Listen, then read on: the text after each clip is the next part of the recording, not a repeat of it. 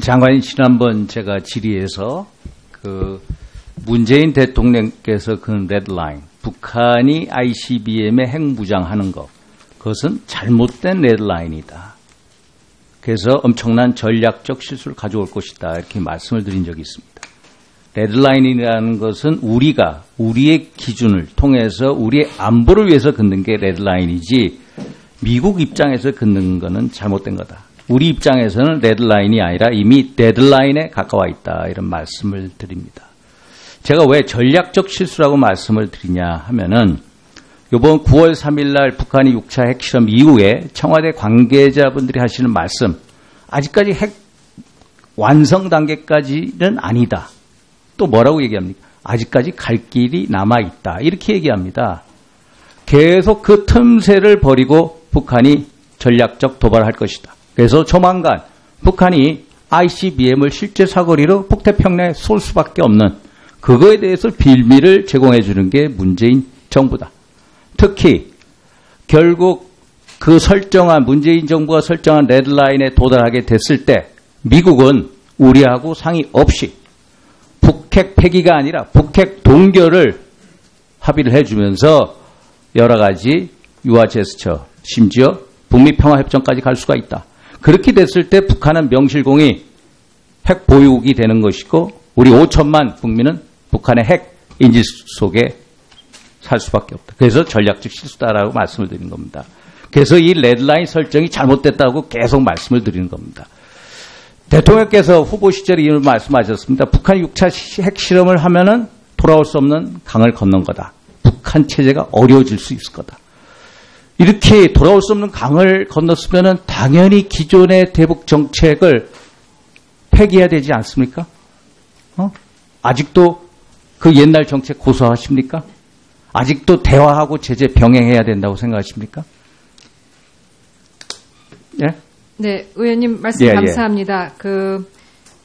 저의 기조는 하여튼 모든 수단을 동원해서 그렇지만은 그 상황에 따라서, 상황이라는 게 저희가 핵 실험을 막기 위해서 한미 공조, 또 중국도 여러 가지 다양한 메시지를 공개적으로 또 외교적인 채널을 통해서 보냈습니다만 결국은 핵 실험을 하는 이런 상황 변화가 왔습니다. 그래서 이 상황 변화에 대해서는 저희가 늘 기조의 일부분이었던 그런 압박과 제재를 강화한다.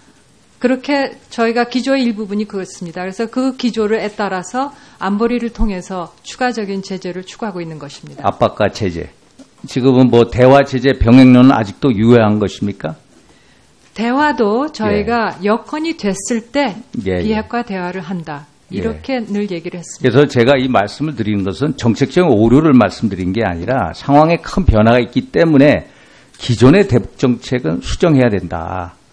그래야 우리가 좀 전에 보고에서 말씀드린 CVID, 핵 폐기를 갈 수가 있다. 이런 말씀입니다. 특히 우리가 북한에 대해서 문재인 정부 들어와서 제재한 게 있습니까? 독자적인 대북 제재 안 나왔습니까? 아직도 안 내놓은 게 현 정부 아닙니까? 없지 않습니까? 그렇죠? 없습니다. 지금까지도. 그래서 그 잘못된 대화판의 어떤 변형론을 갖고 올 때가 아니다. 지금은 대북 정책의 폐기를 선언하고 그 폐기 선언을 해도 주어진 여건 때문에 우리가 잘못했다는 게 아니라 북한이 우리로 하여금 정책을 변경할 수밖에 없게끔 강제하지 않았습니까? 명분도 있습니다. 그래서 대북 정책의 깨끗한 폐기를 선언을 하고 새로운 정책을 가야 됩니다. 그게 어떤 정책이 될지는 몰라도, 그렇죠? 그게 여야 합의하에 있는 정책이면 훨씬 더 좋죠. 그런 말씀입니다. 좀 전에 우리 존경하는 원유철 의원님께서 NPT 조항 10조 1항 그 비상사태 시에 소위 말해서 자국의 supreme interest, 지상의 이익을 침해할 경우에 탈퇴할 수 있다. 탈퇴 권리를 얘기했는데요. 장관이 현재는 비상 상황입니다. 비상 상황. 저쪽은 계속 북핵 실험하고 핵도 미사일 고도화했는데 한반도 비핵화 선언 깨지 않았습니까? 비상 상황이죠. 그런데 왜 우리가 NPT 10조 1항에 의해서 탈퇴선을 못합니까? 왜 못하죠? 경제적인, 외교적인, 국제적인 고립 때문에 그러지 않습니까? 쟤네들이 만약에 원전 재료 금수 조치하면 어떻게 됩니까? 안 되는 거죠.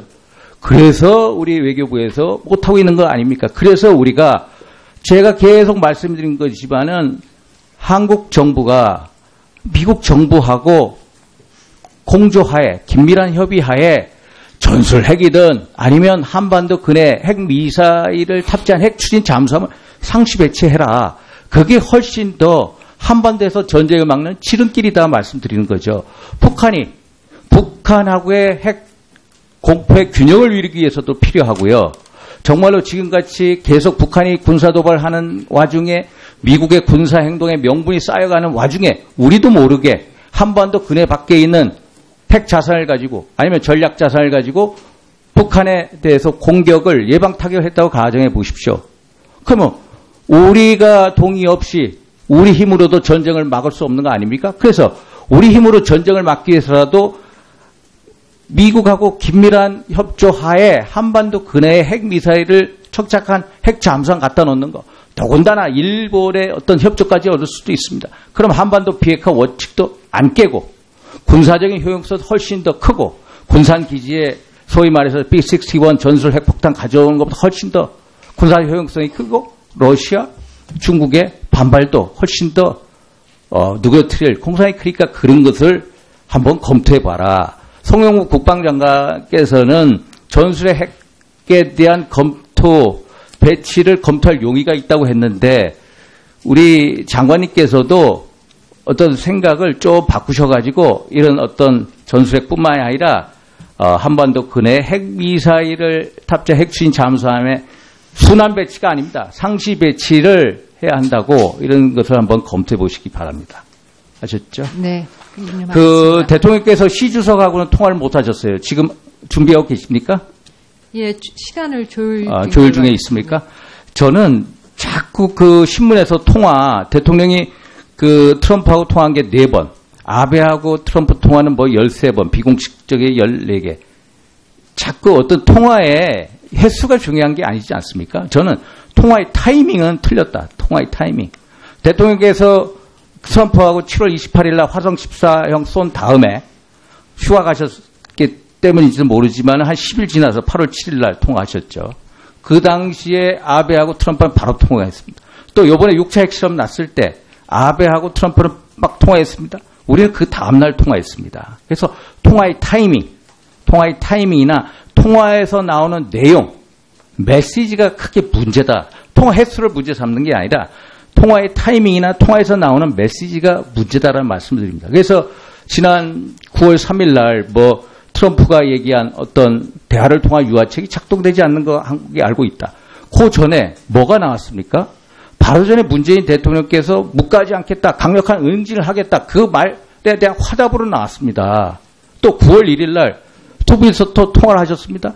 통화를 한 다음에 문재인 대통령과 통화를 한 다음에 트럼프가 뭐라 트위터에 한미 FTA에서 withdraw, 폐기를 논의를 검토하겠다. 이렇게 나왔습니다. 이런 내용을 보면 도저히 한미 관계가 정상이 아니다. 도저히 두 분 간의 어떤 생각이나 사고가 엄청난 차이가 있다라는 것을 확인시켜 주는 겁니다. 그래서 지난번에 트럼프가 문재인 대통령께 이런 질문을 하셨습니다. 대통령님, 정말 궁금해서 묻겠는데요. 북한하고 대화를 해보셨습니까? 이렇게 물었어요. 저는 정말로 궁금해서 묻겠습니다. 대한민국의 안보를 위해서 우리가 한미 동맹 없이 갈 수가 있는 겁니까, 장관님? 한번 대답해 주시죠. 네, 한미 동맹은 저희 외교 안보의 근간입니다. 네, 그래서 한번 그래서 말씀하신 저는 제가 자꾸 보면은 자꾸 청와대 일각에서 한미 동맹의 이견을 자꾸 과감하게 노출시키는 그런 행태, 한미 동맹을 자꾸 가벼이 보려는 그런 경향이 자꾸 나타나고 있습니다. 그래서 두 분 국무위원께서 그걸 말씀하셔야 됩니다. 한미동맹이야말로 지금 위기의 본질이요. 북한 핵미사일 고도화가 아니라 한미동맹이 자꾸 이완되고 있다는 거. 문재인 청와대에서 자꾸 이완시켜간다는 그런 의심을 국민들이 하고 있다는 거. 이게 위기의 또 다른 하나의 본질이다. 그래서 안타까운 겁니다. 그래서 국무위원 두 분께서 정말로 상식과 원칙의 바탕 위에 정말로 노라고 얘기할 수 있는 그런 국무위원이 되주십시오. 이상입니다.